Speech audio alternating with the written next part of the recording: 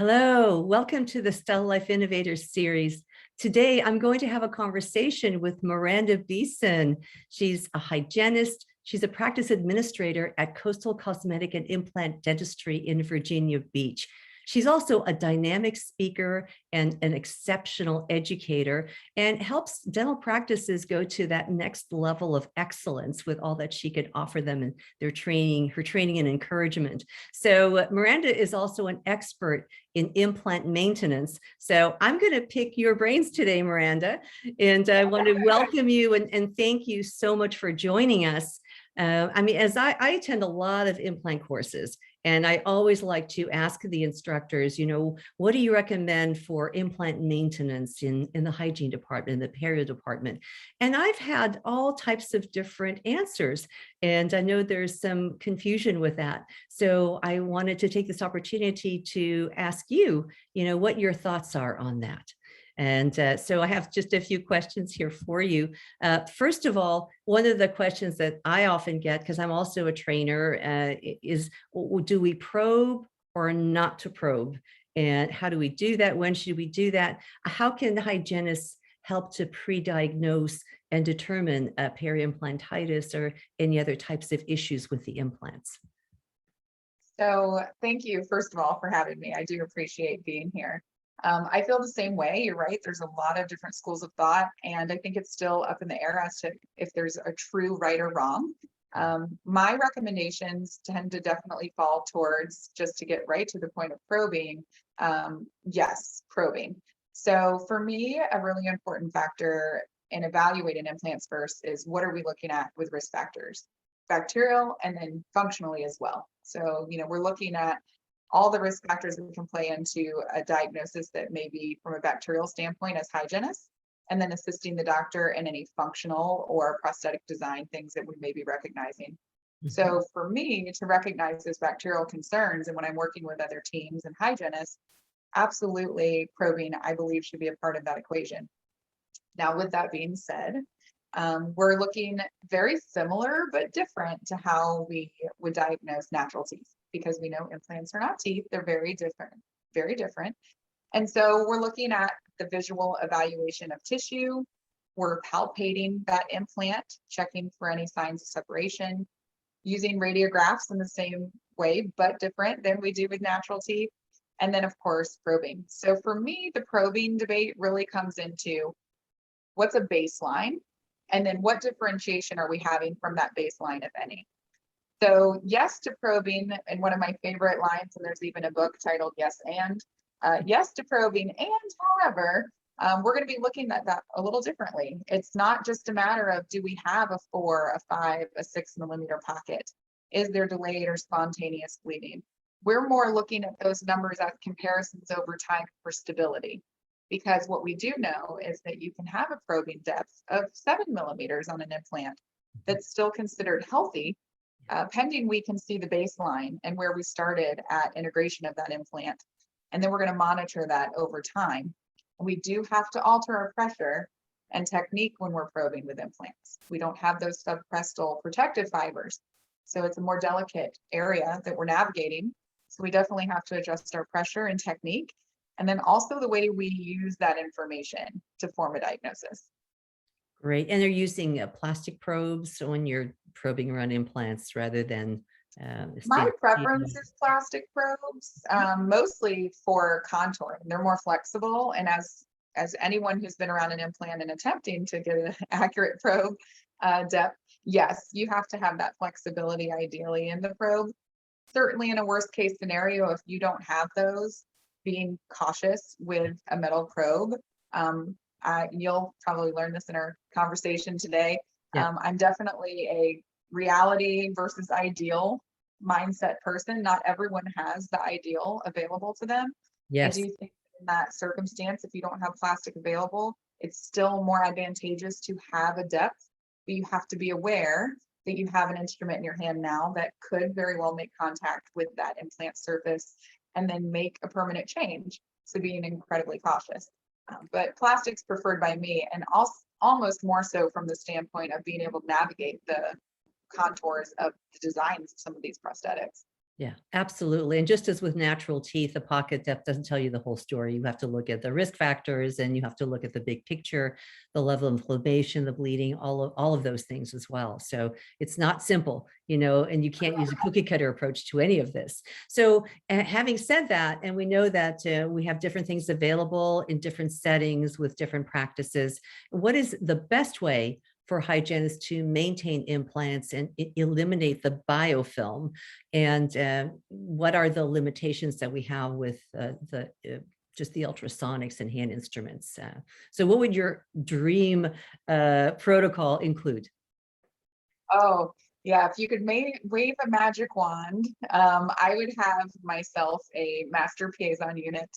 Yeah. It would be loaded up with erythritol powder, and I would have, every piezo tip available at my disposal.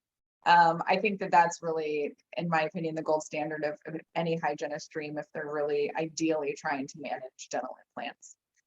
I always try to have that mindset with team members who are focusing on implant maintenance as, now that you've discerned if it's healthy or not, how do you maintain it? When it's healthy, it's really easy. We're mostly looking at biofilm and we're rarely addressing anything beyond that nice smooth surface crown. But when we're looking at anything mucositis, peri-implantitis, we know that we may have access to the abutment, we may have access to the fixtures, and we may be removing more than just biofilm.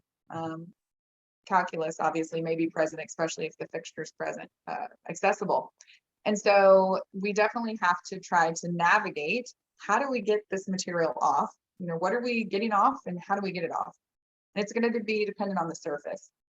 So to me, the number one, no matter what, that I just don't think you can maintain implants without is a powder streaming device.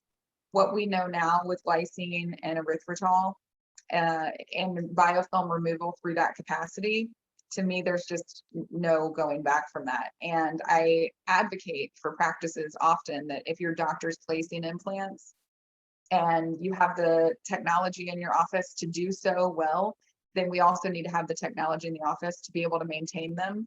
And I think that's going to be moving towards very much the gold standard of how we do that. Having clinically done that, it's just completely different than, a lot of clinicians, I think, have a very strong comparison to a prophy jet or that traditional air polishing concept. And it is really different. It's different in the way that it feels, it's different in its mechanism of action, and it's certainly different in how it's removing that biofilm. And we know that bicarb is not safe for use on implants. So to me, that's step number one. And then often that's all you need to do for the most part, but sometimes you do need to go that step further. So I definitely prefer the Piezon because I do see tips that are designed very specifically for safe use with dental implants. I know a lot of us are used to the Cavitrons, especially here in the US. I know in the UK and other areas, Piezon is the standard of care, but here it tends to be Cavitron and that blue covered tip. And they're doing the best they can with that. And it's certainly something that if you have that, then I would encourage you to use it if that's the best that you have. But in an ideal world, with that magic wand, certainly leaning towards that Piezon, because I just believe that the tips that they have designed for them are more appropriate for the fixtures that we're dealing with. Well, just for any patient, it's much more comfortable to using a piezo overall, but the Piezon, I think, is the top of the line. I was fortunate enough to be trained by EMS years ago in the use of the airflow as well as the piezo tip. So they're really much better for the patients, much more comfortable, much more effective. And then with the airflow, with that unit, you're able to remove 100% of the biofilm, whether you're using it on the coronal portion of the tooth, and they also have the addition that you can go subgingivally of a 5 millimeter pocket or deeper for 5 seconds, and you've killed all the biofilm. So it's fantastic. And really, yeah, I definitely encourage well-guided biofilm therapy in general. So once you have equipment like that in the office, it doesn't have to just sit there until you have an implant in the chair. We use Trigel disclosing on every patient prior to hygiene services from a co-discovery patient education standpoint, but then also, again, just from that standpoint of using the airflow, we want to get as much capacity out of it as we can. In our office, we don't have the master units, so we have handheld units in each operatory. So again, it's just working with whatever your office can budget in and make happen for you and making the most of it. Yeah. So for those that don't have that in their practice and they're using ultrasonics, they would continue to do so. Do you have any other advice for those that aren't, able to have that technology for them? So my general go-to advice is very easy, which is just, get it off. You have to be aware of the risks and know that you can be causing micro scratching. And then what is that risk versus benefit in removing that calculus? I was actually discussing this with our hygiene team lead today. And if there's 3 or 4 millimeters of that fixture exposed because you have a poor prosthetic design or you've had some bone loss over time, and there's some calculus in between a couple of the striations in that implant, but it's not anywhere near the tissue, Mhm. I'm not going to cause scratching on that implant surface to remove that small amount of calculus if I know it's not impacting the tissue itself and creating a bacterial burden. But if it is at the tissue level or subgingival, then absolutely we have to try to get it off. And the bottom line is, what's the worst thing for the patient? Causing some possible micro scratching that you're then going to be aware is there and you're going to educate your patient on how to maintain, or leaving a foreign substance that we know has a bacterial burden that's going to cause things to break down faster. And with implants, we know it breaks down 3 times faster. So it might be a big problem if they're on a 3-month recare by the time they come in the next time. So yeah, my real basic answer to that is like, just get the stuff off. But Yeah. obviously you have to know that there's a risk involved. And so you have to make a really strong clinical decision and use your clinical judgment to determine which risk is greater. Right. And then keeping them on a short leash, having them come in very frequently. Definitely no one should be going longer than 12 weeks if they have implants, even less if they have other issues with their health.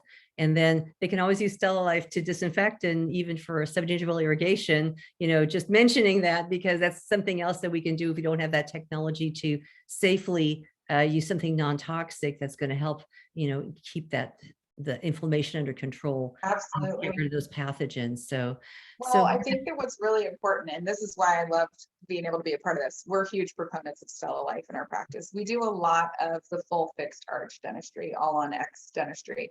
And anyone that's had that as a clinician in their chair knows that it can be very challenging. And so that is one of the key parts of our process at surgery, the entire recovery kit.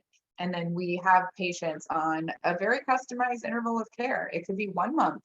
Yep. It could be 2, 3, usually not more than 3 when we're dealing with implants, because of how quickly that disease can spread and progress. But they're using StellaLife subsequently from there forward, and they love it. So that's why I was so happy to be a part of this, because absolutely that's a part of our regimen with patients. And the other side of that is OHI needs to be customized. The care that you provide for one patient's dental implant or fixed prosthetic is going to be completely different than the next person, because implant dentistry is very unique and it really has to be customized and individualized patient by patient. Yes. So while I say, I have an implant kit, and we always have that out when we're treating our implant patients, I may use a completely different set of instruments from that kit with one patient than I do from someone else. Right. But that airflow is going to be a part of it no matter what, I can promise you that. And the StellaLife too. Absolutely. Absolutely. Such great technology. Well, we have so many new options, through the years, and I'm sure we'll have more amazing technology in the future. So thank you so much for spending some time with us today and sharing this information. I think it's really important for us to look at that and feel good about what we do, regardless of our limitations. But if we can expand what we do, so much better. So thank you all, and thank you. Better than nothing.